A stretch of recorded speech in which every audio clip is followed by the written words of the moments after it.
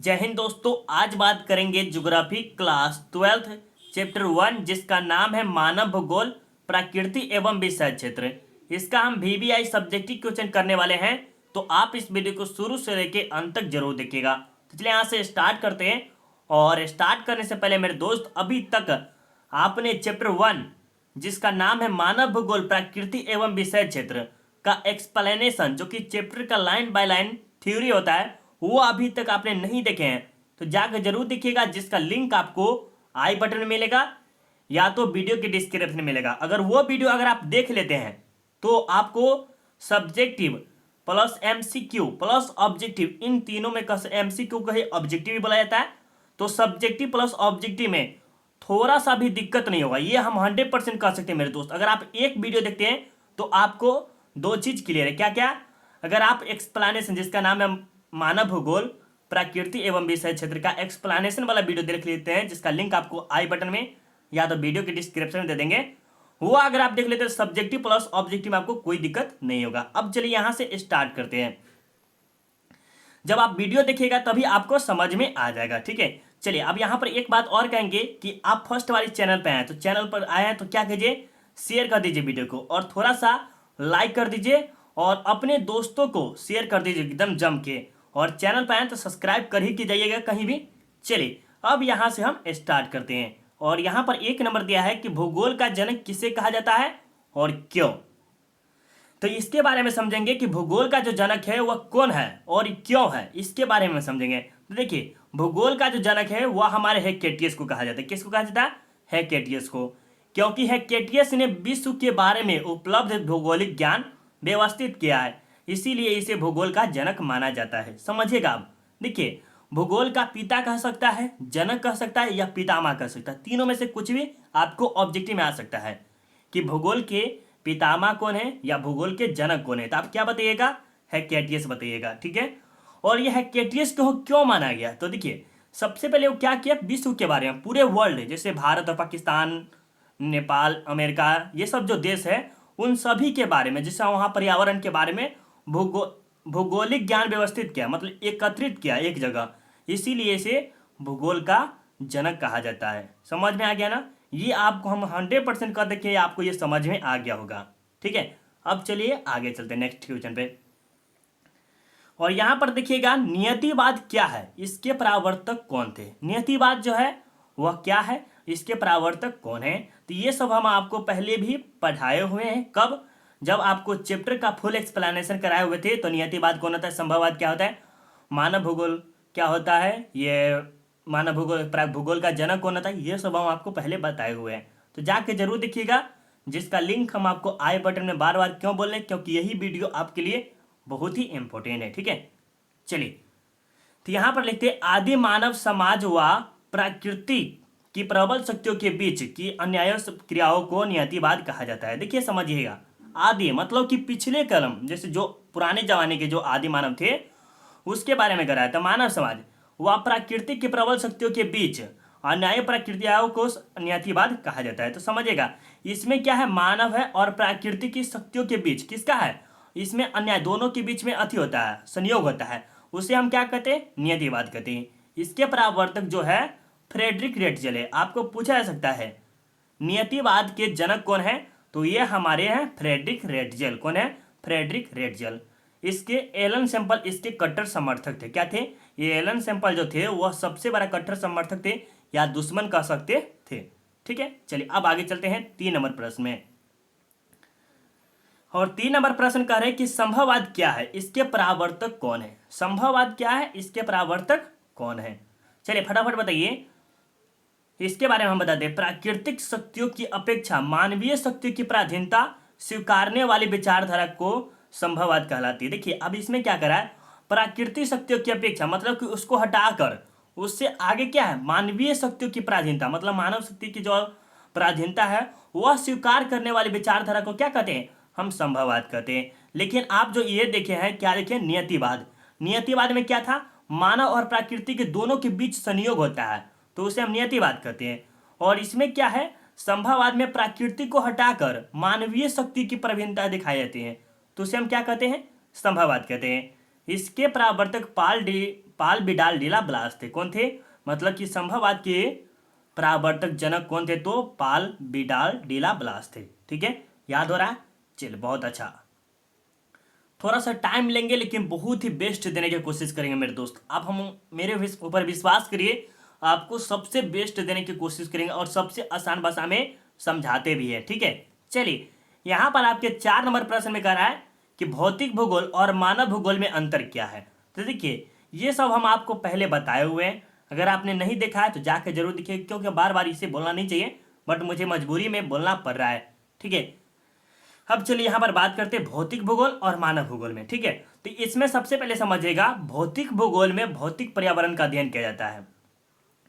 अब भौतिक भूगोल क्या होता है, जैसे समझिए भौतिक भूगोल में आप पर्यावरण, पेड़ पौधे को देखें, वातावरण को देखें, इन सब के बारे में जो अध्ययन होता है, जैसे पॉल्यूशन हो गया, जैसे नहीं होता कि करा कुचरा धर दिया तो वहां पर गंदगी फैल जाता है, तो ये हमारे भौतिक भूगोल में आते हैं। ठीक है, तो उसमें भौतिक पर्यावरण का ही अध्ययन किया जाता है। ठीक है, जबकि मानव भूगोल में मानव और भौतिक, मतलब मानव भूगोल में मानव के साथ साथ वह पर्यावरण का भी अध्ययन किया जाता है, कि दोनों के बीच संबंधों का अध्ययन किया जाता है, उसे हम मानव भूगोल कहते हैं। और भौतिक भूगोल में सिर्फ भौतिक पर्यावरण का अध्ययन किया जाता है।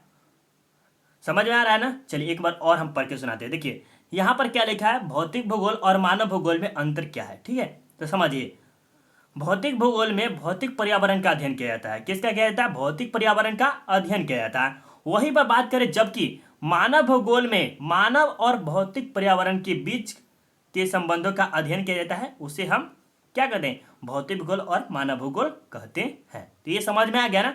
चलिए आगे चलते हैं। यहां पर देखिएगा 5 नंबर प्रश्न में MVVI लगा लीजिए, ये प्रश्न बहुत ही बार पूछा गया, ये आने का चांस ज्यादा भी रहता है। ठीक है, चलिए मानव भूगोल की दार्शनिक विचारधाराओं 1970 के नाम लिखिए। 1970 के नाम लिखना है, तो ये आपको कुछ नाम लिखना है जो कि मानव कल्याण पर विचारधारा, क्रांतिकारी विचारधारा, आचरण परक विचारधारा, और आगे देखिए ये 3 ही देना है। 3 आप दे दीजिएगा तो आपको 2 नंबर मिले। कितने? 2 नंबर मिलेंगे। चलिए अब आगे चलते हैं। यहां पर आपके बाद 6 नंबर बचे कि मानव कल्याण परक विचारधारा क्या है। मानव कल्याण, जैसे मानव जो है ना वह किसी पे कल्याण करता है, तो ये विचारधारा कैसा है इसके बारे में देखिए। लोगों के सामाजिक कल्याण के विभिन्न पक्षों में, देखिए ये कहने का अर्थ है जो लोग होते हैं समाज में, देखिएगा बहुत लोग होते हैं, उसके कल्याण के विभिन्न पक्षों में, मतलब विभिन्न भिन्न भिन्न प्रकार से उसे किया जाता है। जैसे शिक्षा, स्वास्थ्य, आवास से संबंधित विचारधारा मानव कल्याण परक विचारधारा कहलाती है। मानव क्या चीज से कल्याण कर सकता है? शिक्षा से कर सकता है, स्वास्थ्य से कर सकता है, आवास से, घर ओर से कर सकता है। इन्हीं सब विचारधाराओं को हम क्या कहते हैं? मानव कल्याण परक विचारधारा कहते हैं या कहलाती है। ये आपके 6 नंबर प्रश्न भी आपको सबसे आसान भाषा में समझा दिए हैं। चलिए अब आगे चलते हैं। इतनी मेहनत पर मेरे दोस्त 1 लाइक तो बनता है। क्या बात करते हैं, इतना मेहनत हम आप सबके लिए करते थे, 1 लाइक तो बनता है ना? तो फटाफट एक बार लाइक कर दीजिए। अगर हमारे ऊपर आप देख रहे हैं कि हम आप सबके लिए मेहनत कर रहे हैं, तो अभी आप एक लाइक कर दीजिएगा। नहीं मेहनत करें तो आप लाइक नहीं कीजिएगा। चलिए कोई बात नहीं, आपका इच्छा होगा तो करिएगा, नहीं हो जाएगा तो नहीं करिएगा। ठीक है, चलिए 7 नंबर में देखते हैं, मानव भूगोल के उप क्षेत्र नाम लिखिए। उप क्षेत्र भी यही बहुत बार पूछा गया है, 2 नंबर में भी पूछा गया बहुत बार, तो इसे जरूर याद रख लीजिएगा। सबसे पहले 1 नंबर में आता है चिकित्सा भूगोल, कृषि भूगोल, राजनीतिक भूगोल, सांस्कृतिक भूगोल, सामाजिक भूगोल, संसाधन भूगोल। ठीक है, तो ये सब 6 है, 6 के 6 आप याद कर लीजिए, ये आने का चांस बहुत ज्यादा रहता है। आपसे पूछा जा सकता है मानव भूगोल को 3 क्षेत्र लिखे, 3 उप क्षेत्र लिखे, 3 लिख दीजिए, चिकित्सा, कृषि, राजनीतिक, इतना ही लिख दीजिए तो आपको 2 नंबर मिल जाएगा। 3 या 4 रहता है, इससे ज्यादा नहीं रहता है लिखने के लिए, बट हम आपके लिए कितना 6 लाए, तो 6 के 6 याद कर लीजिएगा। चलिए अब बात करते 8 नंबर प्रश्न में, और 8 नंबर में दिया है कि मानव भूगोल किसे कहते हैं। ये हम आपको पहले बताए हुए हैं। ठीक है, सब बार बार बोलना बहुत जरूरी नहीं, आप समझ गए होंगे कि कहाँ हम पढ़ाए हुए हैं। ठीक है, चलिए चलिए यहां पर बात करते हैं मानव भूगोल किसे कहते हैं। मानव भूगोल की वह शाखा जिसमें मानव और उसके भौतिक पर्यावरण के मध्य अंतर संबंधों का अध्ययन किया जाता है, उसे मानव भूगोल कहते हैं। समझिएगा क्या कह रहा है, मानव भूगोल की वह शाखा, कोई शाखा है जैसे पेड़ पौधा ये सब हो गया, ठीक है, जिसमें मानव और उसके भौतिक पर्यावरण, मानव है सहित है, उसके साथ साथ भौतिक पर्यावरण, जैसे पर्यावरण जो हो गया ना, वो पेड़ पौधे, वायुमंडल, ये सब जो पेड़ की मतलब कूड़ा कचरा सब हो गया, ये सब के मध्य अंतर संबंधों का अध्ययन किया जाता है। इन सब के बारे में जो अध्ययन किया जाता है उसे हम मानव भूगोल कहते हैं। ठीक है, ये समझ में आ गया। चलिए, बिल्कुल आपको समझ में आ रहा होगा। चलिए अब बात करते हैं 9 नंबर प्रश्न में, नवनिश्चयवाद रुको और जाओ विचारधारा क्या है, इसके प्रवर्तक कौन थे। मतलब रुको और जाओ, आपको लग रहा है कि रुक जाओ फिर जाओ, इसका अर्थ समझ सकते हैं कि कोई चीज के बारे में बोला होगा। जैसे मान लिए कि पेड़ होगा, उसे काट रहा होगा तो कहे रुको फिर जाओ, मतलब कुछ न कुछ सलाह दिया होगा, तभी इसी के बारे में नाम रखा होगा रुको और जाओ विचारधारा, या तो नवनिश्चयवाद बोला होगा। ठीक है, चलिए इसके बारे में उत्तर देखते हैं। यह विचारधारा नियतिवाद व संभववाद के बीच का मार्ग प्रस्तुत करती है। आपको बताए हुए थे कि नियतिवाद क्या होता है और संभववाद क्या होता है। ठीक है, ये हम आपको पहले बताए, नहीं विश्वास है तो दिखा देते थोड़ा सा, क्योंकि आपको याद तो होगा नहीं, इतना जल्दी याद नहीं है, क्योंकि आप कॉपी पे तो नोट नहीं करते चलते। या देखिए, नियतिवाद दिखा है और ये आपके संभववाद है। संभववाद में आपके मानव प्रकृति और मानव के बीच में अपेक्षा किया जाता है, और ये इसमें आपको हम बता दिए। ठीक है, चलिए तो यही कह रहा है, कहाँ गया 9 नंबर। देखिए यहाँ पर क्या कर रहा है, यह विचारधारा नियतिवाद व संभववाद के बीच का मार्ग प्रस्तुत करती है। मतलब कि एक यहाँ मार्ग है, क्या ये जो मार्ग है वह बीच वाला मार्ग प्रस्तुत करती है। इस विचारधारा के अनुसार न तो प्रकृति का मानव पर पूर्ण नियंत्रण है। देखिए इसका अर्थ क्या कर रहा है कि इस विचारधारा के अनुसार, कौन, नवनिश्चयवाद के द्वारा, नवनिश्चयवाद के द्वारा की जो विचारधारा है ना के अनुसार न तो प्रकृति का मानव पर अधिकार है, जो ये प्रकृति है वह मानव पर अधिकार नहीं कर सकता है। क्या कर सकता है, प्रकृति पर अधिकार नहीं कर सकता है, और न ही मानव प्रकृति पर विजय प्राप्त कर सकता है, और न ही ये जो मानव है, हम लोग हैं, आप लोग, जो दुनिया में जितने भी लोग हैं, वो प्रकृति पर विजय प्राप्त नहीं कर सकते। परंतु प्रकृति नियमों का पालन करके, पालन करने का अर्थ क्या हुआ कि थोड़ा सा पेड़ काटिए, ज्यादा पेड़ और नहीं काटने का, यही सब कह रहा है, मानव प्रकृति पर विजय प्राप्त कर सकते हैं। इसके प्रवर्तक ग्रिफिथ टेलर है, याद रखिएगा, बहुत बार पूछा गया है। चलिए यहाँ पर समझिए थोड़ा सा, फिर एक वैसे बार और समझाते। ठीक है, यहाँ पर समझिए क्या कह रहा है, थोड़ा सा आगे कर ही लेते, ठीक रहेगा, क्योंकि ये समझ में और आ जाएगा। ठीक है, समझिए, देखिए यहाँ पर क्या कर रहा है, प्राकृतिक का मानव पर पूर्ण नियंत्रण न हो। मतलब कि जो है ना, वह प्रकृति जो है, पेड़ पौधे, वायुमंडल, करा कुचरा सब ये जो है, वह प्रकृति पर, मतलब मानव पर विजय नहीं पा सकता। ये बिल्कुल सही बात है, हम पे वो प्रकृति विजय नहीं पा सकता। साथ ही साथ और न ही मानव प्रकृति पर विजय प्राप्त कर सकता है, और मानव भी उसी प्रकार है, वो प्रकृति पर विजय प्राप्त नहीं कर सकता, परंतु प्रकृति नियमों का पालन करके मानव प्रकृति पर विजय प्राप्त कर सकता है। इसके प्रवर्तक फ्रेडरिक रेटजेल है। ये ज्यादा पूछा जाता है कि नवनिश्चयवाद के प्रवर्तक कौन है। ये जो नवनिश्चयवाद है इसके प्रवर्तक कौन है, तो ये जो हमारे है फ्रेडरिक रेटजेल है। ठीक है, चलिए अब 10 नंबर प्रश्न में देखते हैं कि मानव भूगोल को परिभाषित कीजिए। और यहां पर देखिएगा आपके 10 नंबर प्रश्न है कि मानव भूगोल को परिभाषित कीजिए। ठीक है, तो अनेक विद्वानों ने मानव भूगोल को परिभाषित किया है, जिनमें कुछ बातें समान है। अतः मानव भूगोल के अंतर्गत प्रकृति, भौतिक तथा मानवीय जगत के बीच अंतर संबंधों के, मानवीय घटनाओं की स्थानिक वितरण, उनके घटित होने के कारण तथा विश्व के विभिन्न भागों में सामाजिक व आर्थिक विभिन्नताओं का अध्ययन किया जाता है। देखिए ज्यादातर आप समझिएगा, जो ये जो मानव भूगोल क्या है, ये जो अध्ययन किए, जैसे मानव भूगोल का परिभाषा जो दिए है वो हमारे अनेक विद्वानों ने दिया, और उन सब का जो मत था वो अलग अलग था। जैसे मानव भूगोल के अंतर्गत प्रकृति के भी बारे में बताया गया, प्राकृतिक, भौतिक तथा मानवीय जगत के बारे में, सब चीज के बारे में बताया, उसमें सामाजिक, आर्थिक, इन सभी के बारे में बताया गया, उसे हम क्या कहते हैं, मानव भूगोल कहते हैं। देखिए मेरे दोस्त, ये अभी आपको समझ में नहीं आएगा, थोड़ा सा भी समझ में नहीं आ रहा होगा, बट इतना तो उम्मीद है कि आपको 50% आपको समझ में आ रहा होगा। और एक बार अपने कॉपी में आप लिख लिया ना, तो आप समझिए कि 100% आपको समझ में आ जाएगा।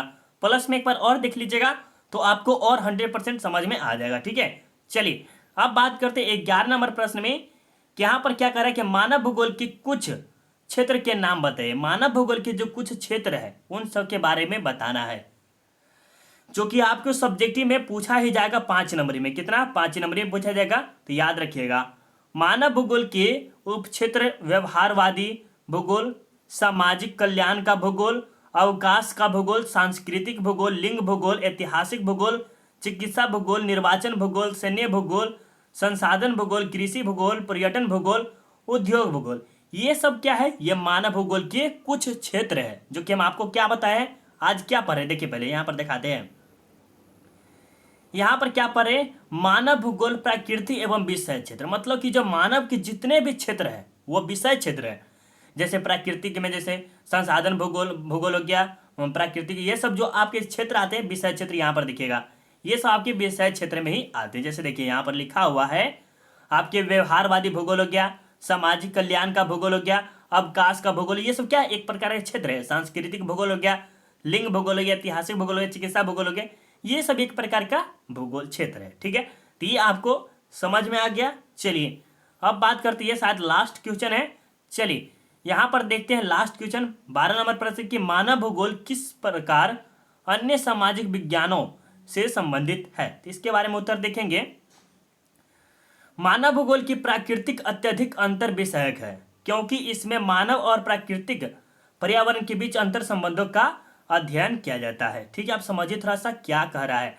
क्या कह रहा है इसमें, मानव भूगोल किस प्रकार अन्य सामाजिक विद्वानों से संबंधित है। तो इसमें समझिए क्या होता है कि मानव भूगोल की प्राकृतिक अत्यधिक अंतर विषयक है क्योंकि इसमें मानव और प्राकृतिक पर्यावरण के बीच का संबंध किया जाता है। किसके, मानव और प्राकृतिक। मानव और प्राकृतिक कहते हैं जो हम सब है, वो दुनिया में जितने भी लोग हुए और दुनिया में जितने पेड़ पौधे, वायु, वातावरण, जितने भी चीज है प्रकृति पर हम देख रहे वो सब वातावरण में आ गए। तो उसके अंतर्विध संबंधों का अध्ययन किया जाता है। अतः इसका अनेक सामाजिक विज्ञानों से गहरे संबंधित, जैसे सामाजिक विज्ञान हो गया, मनोविज्ञान हो गया, अर्थशास्त्र हो गया, समाज शास्त्र हो गया, मानव विज्ञान हो गया, इतिहास हो गया, राजनीतिक हो गया, राजनीतिक विज्ञान या जनसांख्यिकी आदि, ये सब आपके विज्ञान में आ गए। ठीक है, तो ये टोटल के टोटल आपके कितने प्रश्न थे, 12 प्रश्न थे। और 12 में हमें पूरा 100% उम्मीद है मेरे दोस्त आपको पूरा का पूरा समझ में आया होगा। अगर आपको 12th ऑल नोट्स चाहिए तो आपको एक नंबर पे, एक बार इस नंबर पे कांटेक्ट करना है। क्या करना है, एक बार नंबर देख लीजिए, इस नंबर पे आपको मिल जाएगा। थोड़ा सा चार्ज लगेगा, बस आपको पूरा का पूरा ऑल सब्जेक्ट मिल जाएगा। अगर आपको फ्री वाला पीडीएफ चाहिए तो टेलीग्राम पे जाके सर्च कीजिएगा, self study with Kundan Kumar, Telegram पे जाके सर्च कीजिएगा, तो लिंक आपको डिस्क्रिप्शन में दे देंगे, वहां से आप जाके देख लीजिएगा। उससे पहले मेरे दोस्त एक बात और समझिएगा कि आपको चैप्टर 1 का, इससे पहले क्लास 10th वाले स्टूडेंट हैं आपके भाई बहन, तो आप जरूर बताइएगा आरडीएक्स सेल्फ स्टडी के बारे में। चलिए एक बात और बताते हैं, ये वीडियो अगर आप देख लेते हैं तो आपको और अच्छा रहेगा। क्या करना है, मानव भूगोल प्रकृति एवं विषय क्षेत्र का सब्जेक्टिव आप देख लिए, प्लस आपको ऑब्जेक्टिव यहाँ पर लिंक मिलेगा कल परसों, तो जिसका हम आई बटन में यहाँ पर दे देते लिंक, वहां से आप जाके जरूर देख लीजिएगा। ठीक है, मिलते हैं अगले चैप्टर में, बाय बाय।